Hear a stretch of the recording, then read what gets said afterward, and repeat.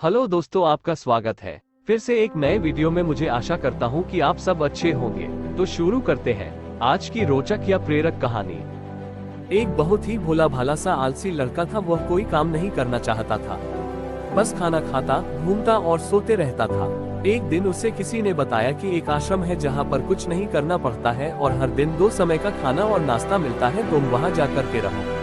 उस आलसी लड़के ने सोचा कि ये तो बहुत ही बढ़िया है और वह उस आश्रम में जाकर रहने को सोचा। और फिर वह भोला भाला आलसी लड़का अपना सारा सांसारिक जीवन छोड़कर उस आश्रम में जाकर रहने लगा। आश्रम में गुरुजी रहते थे। वह कुछ समय सबको प्रवचन देते हैं। वह आलसी लड़का सुनता था, बाकी समय आराम करता था और फिर भरपेट खाना खाकर सो जाता था। ऐसे ही उस लड़के का दिन गुजरता गया। एक दिन उस आश्रम में कुछ भी नहीं बना। नाश्ते के समय नाश्ता नहीं मिला। उसने सोचा नाश्ता नहीं मिला, भोजन तो मिलेगा। अब भोजन के समय भी उसे भोजन नहीं मिला। लड़का दौड़ करके गुरुजी के पास गया और उसने पूछा कि आज भोजन क्यों नहीं बना।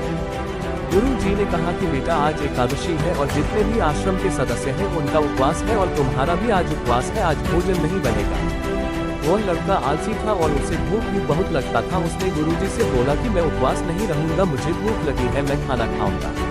गुरुजी ने बोला ठीक है, जाओ भंडारे में से सामान ले करके आओ और आश्रम में नहीं बाहर ले जा करके बना लो। लेकिन याद रखना, भोजन बनाने के बाद सबसे पहला भोग भगवान को लगाना और फिर तुम प्रसाद पाना।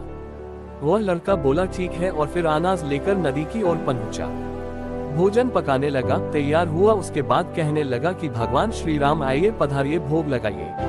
अब जब उसे लगा कि भगवान तो आ नहीं रहे हैं तो फिर कहने लगा कि मुझे मालूम है आपको तो अच्छा खाने की आदत है, मैं बना नहीं पाया और मुझे अच्छा भोजन बनाने भी नहीं आता, लेकिन जो भी रूखा सूखा बना है आकर खा लीजिए। भगवान श्री राम उसकी सरलता पर बहुत ही प्रसन्न हुए और उस लड़के को दर्शन दे दिए। उसने देखा कि भगवान श्री राम आए हुए हैं और उनके साथ में माता सीता भी आई हुई है।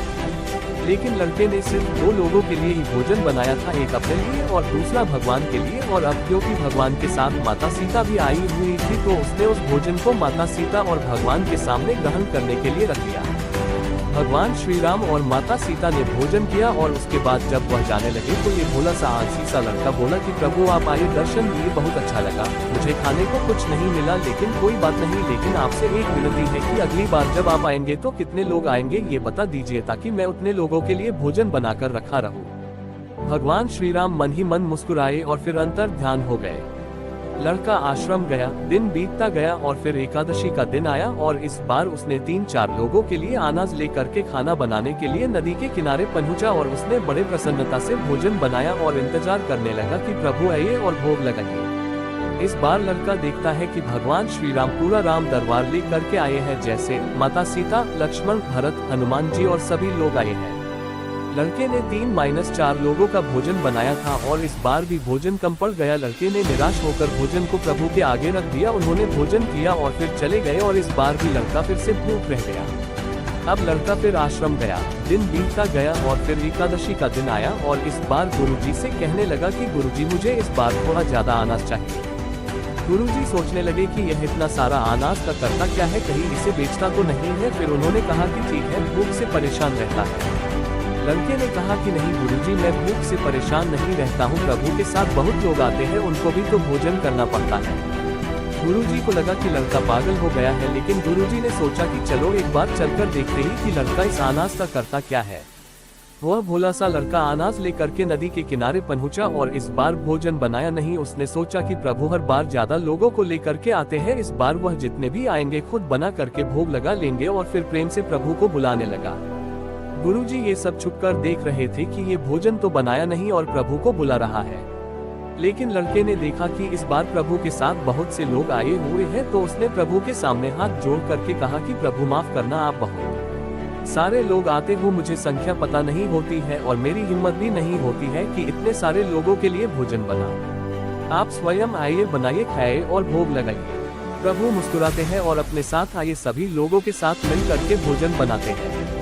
गुरुजी ये सब छुप करके देखते हैं और फिर लड़के के पास आकर के कहते हैं कि तुम ये कर क्या रहे हो।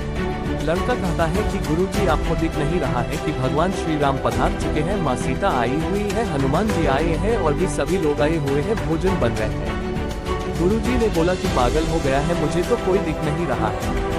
लड़का गुस्सा हो गया और बोला, प्रभु आप ये क्या कर रहे हो, एक तो मुझे भूखा रखा है और गुरुजी को दर्शन नहीं दे रहे हो, जो मुझे पागल समझ रहे हैं, कृपा करके गुरुजी को दिख जाओ। भगवान बोले, नहीं मैं इन्हें नहीं देख सकता। लड़का बोला, क्यों नहीं देख सकते, मेरे गुरुजी तो बहुत महान है, बहुत बड़े ज्ञानी और ज्ञाता है।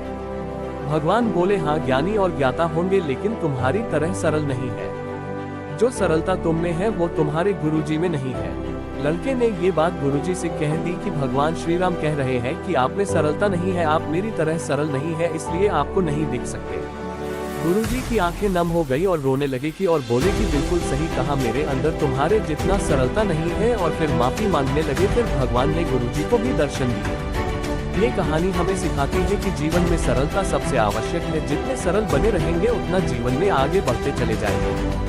जब आप सरल होते हैं तो आप खुद भी मुस्कुराते हैं और दूसरों को भी मुस्कुराने की वजह देते हैं।